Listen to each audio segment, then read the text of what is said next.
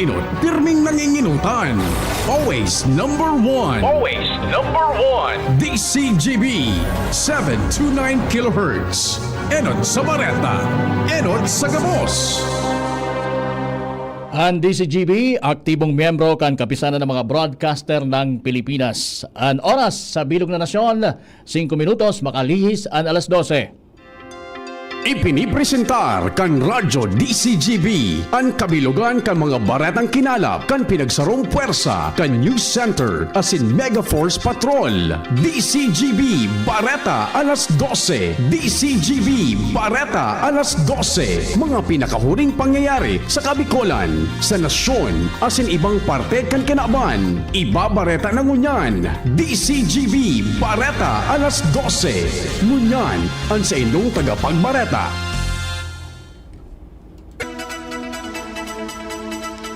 Marso 19, taong 2026. Aldaw ni Nuebes. Marhay na udto sa Indo, ako si Morgan para sa DCGB Bareta alas 12. Kay banan man si Gina Ritter Lee. Diyos maray na udto tabi sa Indo Gabos. Ngunyan sa pamayokan mga garantisadong bareta sa lado lokal. Pagbasura kang 12% VAT asin excess tax sa produktong petrolyo, pangapudan kan Condor Piston Bicol sa pinagigibong rally ngunyan na aldaw sa Daraga, Albay. PhilVolks nanotaran ang paglangkaw ning sulfur dioxide flux kan Bulkan Mayon sagkod alas 12 nin maagahon ngunyan na aldaw. Pakisumaro sa nationwide simultaneous spay and neuter activity padagos na pinagigibo kan Legazpi City asin Kamalig Veterinary Office ngunyan na aldaw. 2,500 pesos na multa sa dae marespeto kan tourism site sa probinsya ning Albay, ipinagbubusol kang sangguniang panlalawigan ng Albay. Headlines sa mga bareta o garantisadong bareta sa lado nasyonal. Price cap sa mga panghenot na barakalon daipa sigurado kung madurar nin 30 dias sigun sa Philippine Amalgamated Supermarkets Association Incorporated. Ad hoc committee para sa preparasyon sa krisis kang nasyon isinulong. Propwestong suspensyon o bawas sa excess tax madali nang maging sarong lay sigun kay House Majority Leader asin Ilocos Norte Representative Sandro Marcos. Senator Hontiveros naghirit nin 52.8 billion na supplemental budget para sa vulnerableng sektor. Headlines kambareta sa ibang nasyon. 4 na ballistic missiles kan Iran pinabagsak kan Saudi Arabia. Sa lado ning sports, Pilipinas desididong daugon ang Uzbekistan para makalaog sa World Cup. Ngunyan sa detalyes kan mga bareta sa lado lokal. Ang baretang ini hatod sa Indukan. Leon Extra Strong Beer. Bangis sa sarap. Bangis sa sulit. Pagbasura kang 12% value-added tax asin excess tax an pangapudan kan Condor Piston Bicol sa pinagigibong rally ngunyan na aldaw sa Daraga, Albay. Sa entrevista kan DCGB News kay Condor Piston Bicol President Ramon Rescovilla, sinabi niyang anasabing mga tax kung matangkas, anda kulang mababawas o kabawasan sa pinagkakahampang na gabat kan paglangkaw kan presyo kan petrolyo o produktong petrolyo na sa indang pinagsasapar. Dagdag pa niya na ang sa indang rally, nagpuon kasubagong alas 4:30 ning maagahon asin madurar ini sagkod alas 11 nin pagkabanggi sa aga. Mientras tanto, naghagad man nin pasensya si Rescovilla sa inkonbenyensyang darakan na transport strike katakod kan sa indang pagkurahaw nin mga pangapudan sa mga magakanigong opisyales asin ahensya de gobyerno. Ang baretang ini hatod sa Indukan. Artresin Joint Supplement. Bumabagal ang galaw dahil sa joint pain at arthritis. Mag-Artresin. Nanotaran kan Philippine Institute of Volcanology and Seismology or PhilVolks ang paglangkaw ning sulfur dioxide flux kan Bulkan Mayon kasuudma Marso 18 kumpara ka nakaaging aldaw Marso 17.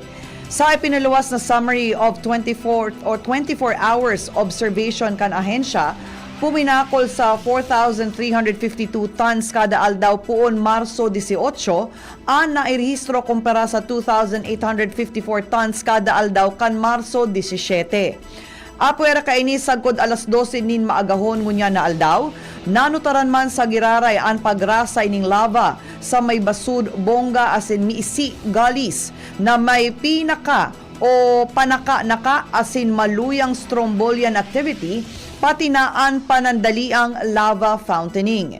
Naobserbaran man ang 263 volcanic earthquakes, 306 rock falls as in 5 pyroclastic density current signals o uson.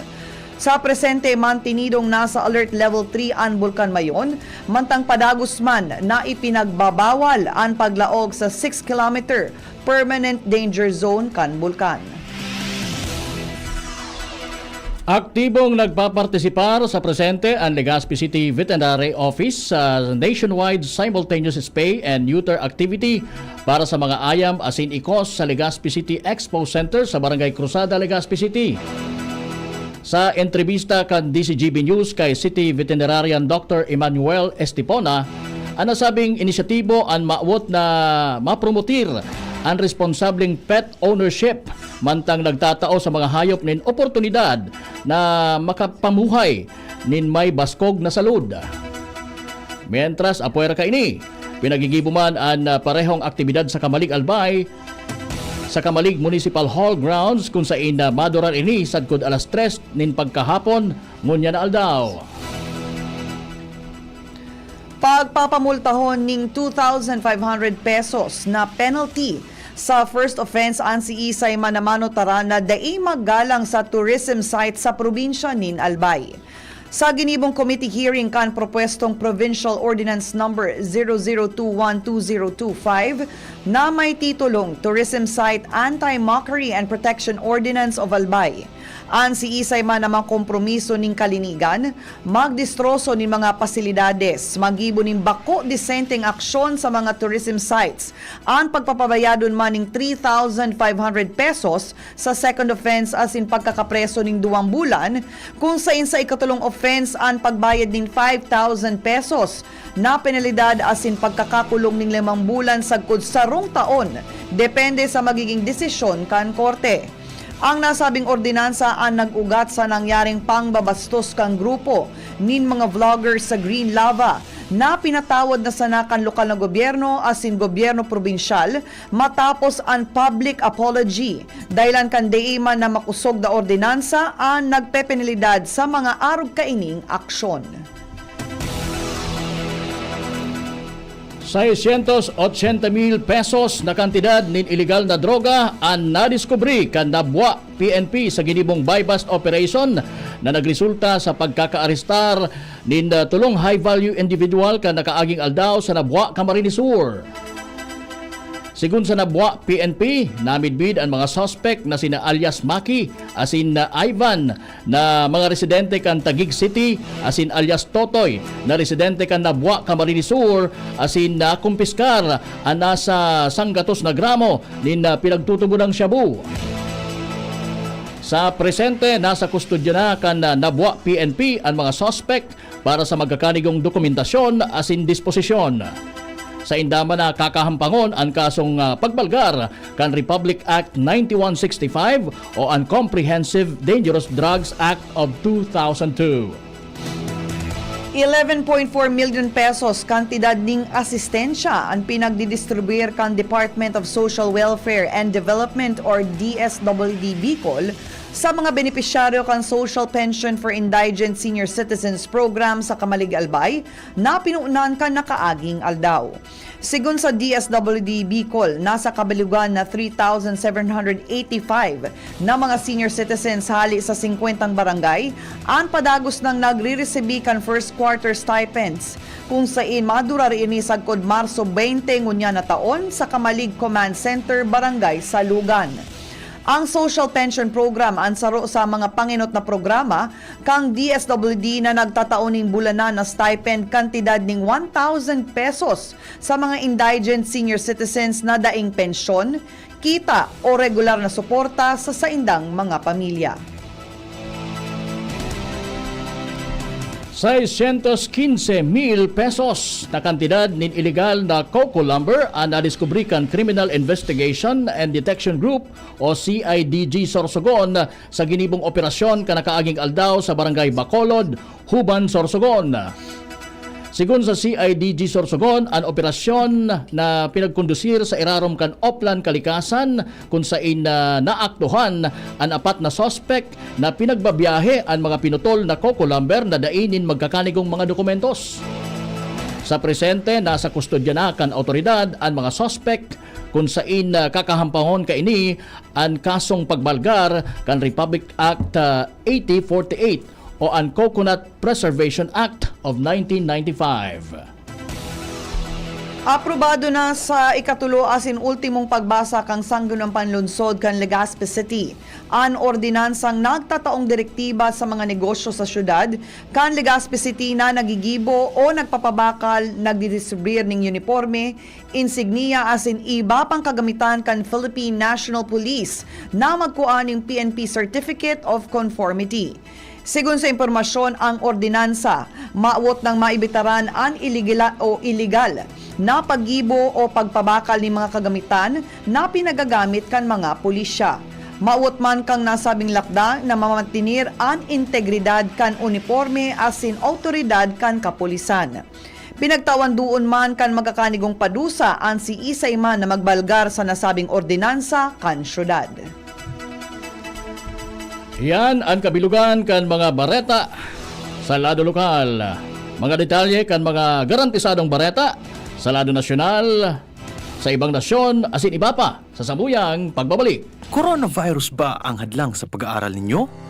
Andito na ang Southern Luzon Technological College Foundation Incorporated ay gumawa ng hakbang sa mga gustong mag-aral sa junior, senior high school at kolehiyo. Ang SLTCFI ay handang umagapay sa mga mag-aaral upang may pagpatuloy ang kanilang pag-aaral at pagharap sa new normal o sa makabagong panahon na ating kinakaharap. Sila ay nag-o-offer ng flexible blended learning o online or offline / modular classes. Kung may sapat na gadget o may maayos na internet connection, maaari niyang piliin ang online classes. At kung ang estudyante naman ay walang sapat na gadget at walang maayos na internet connection, maaari niyang piliin ang offline / modular classes. Sa ganitong paraan, malaki ang matitipid ng mga magulang, wala na silang iisipin na pamasahe, paon at iba pa na kinakailangan. Ngayon, mas magagabayan palalo ng mga magulang ang kanilang mga anak at higit sa lahat, masisiguradong mapaprotektahan pa sila sa mga pwedeng masagap sa labas tulad ng COVID-19. SLTCFI course offered junior high school, grade 7 to grade 10, senior high school, grade 11 to grade 12 with academic track, STEM, GAS, ABM, and HUMSS. College, Bachelor of Secondary Education, majors in English, Mathematics, and Filipino. Bachelor of Technical Vocational Teacher Education Program, Bachelor of Science in Business Administration, major in Human Resource Development Management, major in Business Process Service Management, and major in Financial Management, Bachelor of Tourism Management, Bachelor of Science in Computer Science, Bachelor of Science in Information System, Associate in Computer Technology. What are you waiting for? Enroll now in our online registration. Visit www.sltcfi.com/ENROL. And for more information, please contact us at 0977-147-3488.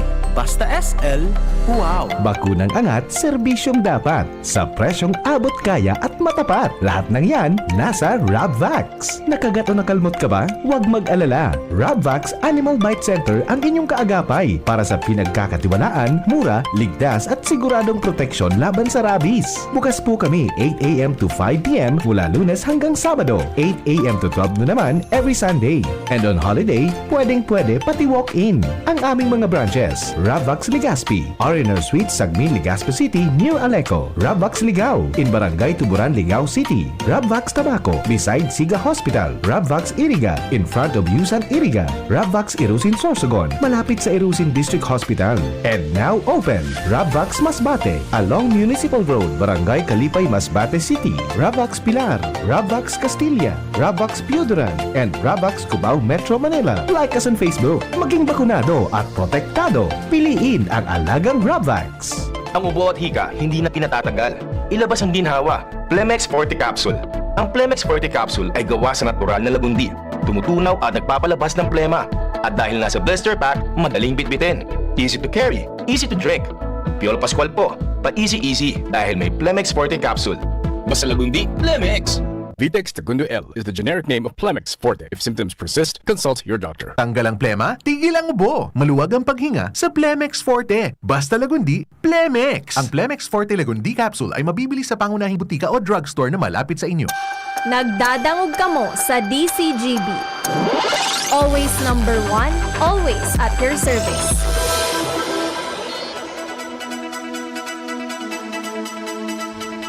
Minabalik ang DCGB Bareta alas 12. Ngunyan sa detalyes kan mga garantisadong bareta sa lado nasyonal.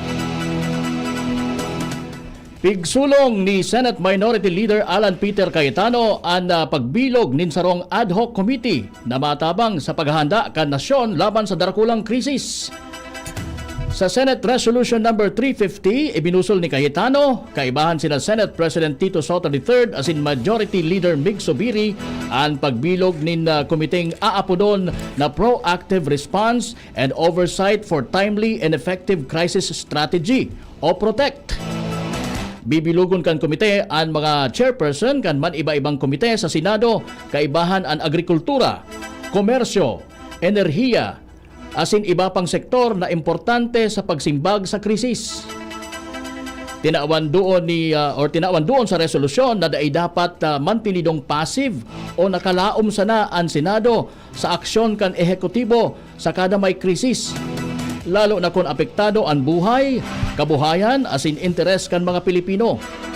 Pinag-unambitaran man sa resolusyon ang nagkukusog na tensyon entry kan US, Israel, asin Iran, asin epekto kaini sa nasyon.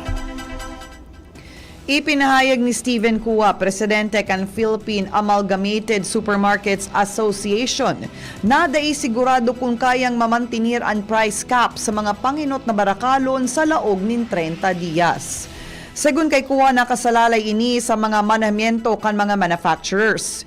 Ipinaliwanag niya na importanteng factor ang supply ng raw materials sa produksyon nin mga produkto. Enot kaini na enot ng sinabi ni Palace Press Officer Claire Castro na walang direktiba si President Bongbong Marcos Jr. na magpautob ng price freeze sa basic goods. Segun sa nasyon, padagos pa ang paghururon kan Department of Trade and Industry asin iba pang mga stakeholders may kinaaraman sa presyo ni mga panginot na barakalon. Sarong propwesto ang pigsumiter ni Senator Risa Ontiveros para sa 52.8 billion pesos na supplemental budget para pondohon ang mga pinahiwas na subsidiya para sa vulnerableng sektor na apektado kan krisis sa petrolyo. Sa pigsumitir kan Senate Bill number 1986, sinabi ni Hontiveros na kaipuhan aksyonan ang limitadong kantidad na magagamit na pondo para sa mas epektibo asin importanteng assistance program, lalo na kung magpapadagos ang kararibokan sa Medio Oriente sa mga masunod pang semana. Nakapalaman ang 52.8 billion package sa lindong kan SB number 1986 ang 12 billion pesos transport subsidy para sa public utility drivers, delivery riders, as in Transport Network Vehicle Service o TNVS drivers. Ang subsidiya parte kan Service Contracting Program ka Department of Transportation o DOTR. Madali nang maging sarunglay ang propwesto na mataoning poder sa presidente na para mientras na suspendiron o bawasan ang excise tax na pigpapataw sa produktong petrolyo kapag nagkaigwanin pang pirang pag-iitaas. Ini ang sinabi ni House Majority Leader as in Ilocos Norte Representative Sandro Marcos matapos na adaptaron kan Kamara de Representantes ang bersyon kang Senado kaya day nakaipuhan mag-agi sa Bicameral Conference Committee. Segun kay Marcos, naglalao ang Kamara de Representantes na tulos na maipasar bilang ley ang propesto tanganing tulos ining makatabang sa tahaw kang halangkaw na presyo kan produktong petrolyo dahilan sa tensyon sa Medio Oriente. Sangunya ng excise tax kan gasolina nasa 10 pesos kada litro. 6 pesos para sa diesel as in 5 pesos para sa kerosene. Nakasentro niyan ang Malacanang sa marikas na aksyon sa mga pangangaipuhan kan namamanwaan, lalo na nag-iitaas ang presyo ng petrolyo dahil sa karebokan sa Medio Oriente. Tanganing masiguro na mabawasan ang gabat na daraka ini, tiniripon ni Executive Secretary Ralph Recto ang man iba-ibang ahensya kan gobyerno kan nakaaging aldaw tanganing pagplanohan ang mga lakdang na masuporta sa mga pinakang apektado kan pag-itaas kan presyo ng petrolyo. Kaibahan digdi ang mga driver, commuter, obrero, estudyante, paraoma, parasira asin mga pamilyang Pilipino. Sa direktiba ni Presidente Ferdinand Marcos Jr., ipinag-orden ni Recto sa Department of Budget and Management na tulos ipaluwas ang pondo para sa financial assistance sa transport drivers sa irarum kan Assistance to Individuals in Crisis Situations Program kan Department of Social Welfare and Development. Kasabay digdi, isinugo man kan ang Department of Transportation naparikason asin na pahiwason ang mga relief measure aron kan libreng sakay program tanganing mabawasan ang epekto kan halangkaw na presyo nin krudo sa mga commuter asin iba pang apektadong pasahero. Kinarampag ni House Speaker Faustino Boji D. III ang Department of Budget and Management or DBM dahil sa dai pigigibo kan mga ini ang sa indang trabaho kaya dai napapautob ang mga programa kan gobyerno. Sasayang pagtaram bago mag-adjourn ng sesyon kan senyal kan bakasyon kan Kongreso sagkod Mayo 3, sinabi kay ni na nagtatabangan ang gabos na miyembro kan Kamara para maipasar ang mga leyes na kaipuhan kang nasyon asin mga namamanwaan. Alagad tanganing maging totalmente asin epektibo ang kamawota na ini, kaipuhan man na siguraduhon na ang mga pondong pigtagama kang Kongreso nakakaabot tulos sa mga namamanwaan. Abiso niya sa mga taga-DBM na pakarayon ang sa indang trabaho.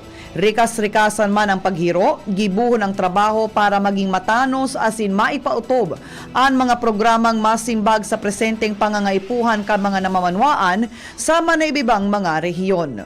Dagdag pa ni Di na dai pagsanayon o pagsayangon ng oras dahi nanggad pagpapahalaton ang mga namamanwaan. Enot kaini buminitwa ang impormasyon dai na pailuwas kan DBM ang 529 billion pesos na kantidad nin proyekto sa gabos na distrito sa nasyon sa saro na pigrereklamo kang National Unity Party or NUP. Sigun pa kay Di na nag-aapilar sinda kay DBM na bako bilang kritiko kundi bilang katuwang kang ahensya na marikas asin tulos na pagsimbag sa pangangaipuhan kan mga namamanwaan. Bareta sa ibang nasyon. Naulang kan Ministry of Defense kan Saudi Arabia ang apat na ballistic missiles. Ang nasabing missiles pig-target ang nagkapirang pasilidad sa Riyadh. Inabisuhan ninda ang mga residente na magtago sa indang harong dahil sa paglakop kan debris asin iwasan man na puruton ang mga ini. Mientras na pinag-orgulyo man kan Israel Defense Force o IDF na igwang 200 na targets ang tinamaan ninda sa Iran. Gamit ang sa indang fighter jets na tamaan ninda ang target sa western asin central Iran. Kompuesto ini kan mga lugar kung saan nakatago ang mga ballistic missiles, air defense systems, ballistic missile launchers asin pagibuhan nin mga armas. Nasisiguro man kan Israel na padagos ang sa indang gigibuhon na pag-atake sa Iran sagkod na mawara ang mga armas ninda. Sa bareta niyato sa lado ning sports, grabing preparasyon ang ginibong ngunyan kan Philippine Women's Football Team na Pilipinas para makaloog sa 2027 FIFA Women's World Cup sa Brazil. Makakalaban nila ngunya na aldaw ang Uzbekistan sa kawat nagigibuhon sa Gold Coast, Queensland, Australia. Sa pagpuon kan torneo, igwang duwang daog ang Pilipinas bago ang 6-0 na panggana laban sa Malaysia, kaya sinda nakalaog sa knockout stage. Tiwala man si Filipinas head coach Mark Torcaso na ang eksperyensya kan team sa nakaaging Southeast Asian Games sa Thailand, iyuan magdadara sa inda para makapagkawat sa World Cup. Ang sa iyang mga players, iyo ang pinaghalo na veterano gikan sa World Cup, asin mga hoben na mga players kaya nagtutubod ining madadaog ninda ang Uzbekistan. Naimbento kan mga siyentipiko ang bioprinted tissue. Sarong tissue nagibo gamit ang 3D bioprinting technology, kung saan ang printer nagagamit nin living cells tangani makabilog nin biological structures nakahawig nin tunay na human tissue. Ang imbensyon ang pinagagamit na sa presente sa research as in limited medical applications, arogan drug testing, tissue research as in early stage regenerative medicine. Istoryang naiiba. Para po sa satuyang special story, sarong klase ng keso ang pinagbimidbid bilang most expensive cheese. Matapos magbid ang sarong restaurant sa Spain ng 30,000 euros o kapareho ng 1.8 million pesos. Sa laog ng 50 taon, pinagigibo kang Las Arenas de Cabrales sa Asturias, Spain, ang Cabrales Cheese Competition para sa pinakamesiram na Cabrales cheese. Ang mga ganadigdi ipapasubasta sa pinakahalangkaw na buyer. Sa 15 cheese manufacturers na nagpartisipar, ang Las Puertos Cheese Factory ananggana matapos mapili kan mga hurado ang ginibo nindang keso. Ang Cabrales cheese na ginibo kan Los Puertos, ang handmade hali sa pinaghalong gatas nin baka, asin, kambing. Pinagsaray ninda ini ning 10 bulan sa kuweba kan Los Picos Europa Mountains na 1,500 meters above sea level. Ang maalinsangan na temperatura sa laog nin kuweba ang dahilan kaya nagkakaigwa ini ning blue-green streaks and spots na pinagsasabing nakakapasiram sa Cabrales cheese. Segun sa survey, ang Cabrales cheese saro sa pinagbabakal na keso sa buong Europa. Nasa 66,226 kilos kaini ang napabakal na sa bilog na European Union. Ngunya na aldaw, Marso 19 taong 1731, namundag si Maria Josefa Gabriela Carino de Silang o mas midbid bilang Gabriela Silang. Sarong prominenteng Filipina military leader sa Kanyogan, Santa Ilocos Sur, siya ang namidbid na pamayo kan independence movement kan mga Ilocano laban sa mga Espanyol matapos ang assassination kan sa iyang agom na si Diego Silang. Taong 1757 kan siya ikinasal sa iyang ikaduang agom na si Diego Silang. Sarong dedikado asin maisog na leader kan insurhensya. Sa pananakop kan British sa Manila taong 1762, ang mag-agom pinagbalo na magsugod sa armadas kan Espanya sa Ilocos Region. Nagserbi si Gabriela bilang advisor ni Diego asin unofficial na aide-de-camp. Naging matrayumpo ang sa indang pagsugod alaga dahilan kaini pinagbugtakan nin patong ang payo ni Diego. Mayo 28 taong 1763 kan gandanon kan mga dati nindang kaibahan na sina Miguel Vicos asin Pedro Becbec si Diego sa iyang residensya sa Vigan. Matapos ang pagkagadan kan agom, sinalidahan ni Gabriela ang liderato sa pamayo kan sa iyang o sa indang puwersa asin pinagbidbid bilang generala, ang pinakaenot na babaeng leader kan armadas kan Pilipinas. Asin yan po ang katiripunan kan mga nakalap na bareta o garantisadong bareta kan bilog na puwersa kan DCGB News Team. Sangaran kan mga nagsurat kan bareta, News Director Mar de la Cruz, Nicole Ann Gloriani, asin Jenny Balyaran, kairibanan man ang satuyang mga interns na hali pa sa BU, John Friel Nase, asin Limuel Ipino. And ang satuyang mga nakairibanan sa lado technical, Nems Flora, asin ang satuyang IT na si Jerome Nico Martinez. And sangaran man po kan sa indong regular na nakakaibanan digdi sa DCGB Bareta alas 12 na si Bert Nunez. Ako po si Morgan. Ako man po si Gina Ritterly. Happy lunchtime, everybody. Yes, maray na hapon po. Sa indong nadangog ang mga dalakulang bareta ngunyan na aldaw. Ang tabayan ng giraray sa aga, ang sarupang edisyon kan DCG.